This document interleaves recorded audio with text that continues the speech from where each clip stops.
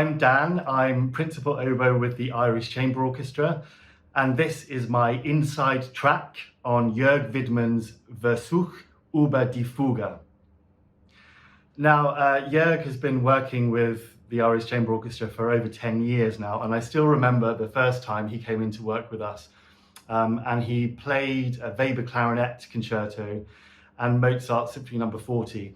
And immediately there was something very magical happening. He's the most generous, the most lovely, the most inspiring human being I think I know, actually.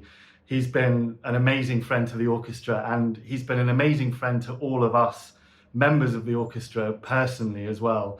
And it was a real great honor that he trusted the orchestra to do the premiere in 2015 of this piece, Versuch, über die Fuge, which was in the National Concert Hall with soprano soloist Clarin McFadden.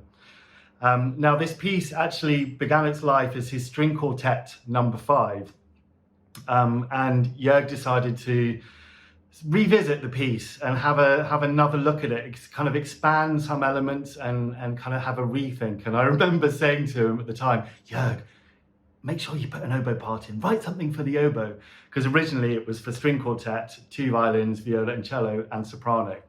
And in this version, it's an enlarged string section, including double bass, 2 bassoons, oboe, and the soprano soloist.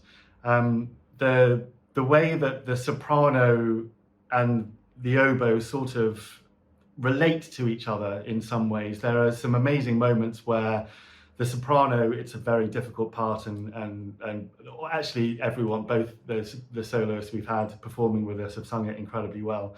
I've done it more with Clarin McFadden, so I think of her when I think of this piece. And when the soprano, it's incredibly difficult, and she trails off on a very, very high note, very soft, very beautiful.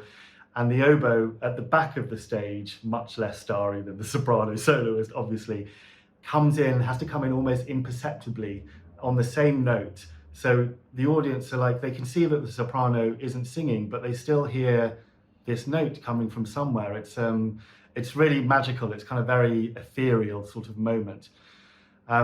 There's a pig of a bit in this piece where the oboe has to go from slur, from a very, very low note to the highest, almost the highest note it's possible, which is a real pig to play, but it's magical.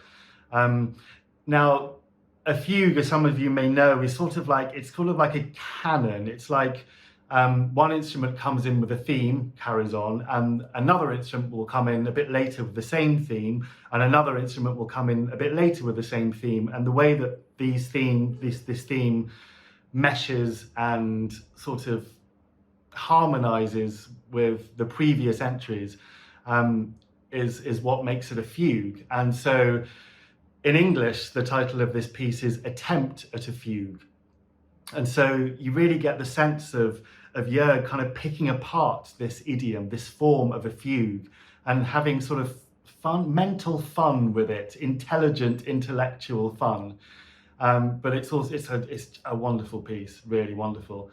As I said, the Irish Chamber Orchestra were lucky enough to give the premiere in 2015 at the National Concert Hall in Dublin. I've also played the piece, weirdly, with the Swedish Chamber Orchestra, again with Jörg conducting. But we've also played it at Carnegie Hall. I mean, what a thrill that was. And at the Library of Congress in Washington, DC.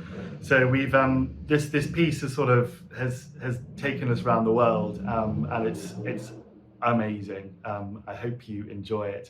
I'm just gonna leave you with, there's some of the text of the singer. It's from the Bible, it's in Latin, but translated into English, roughly translated, it goes like this.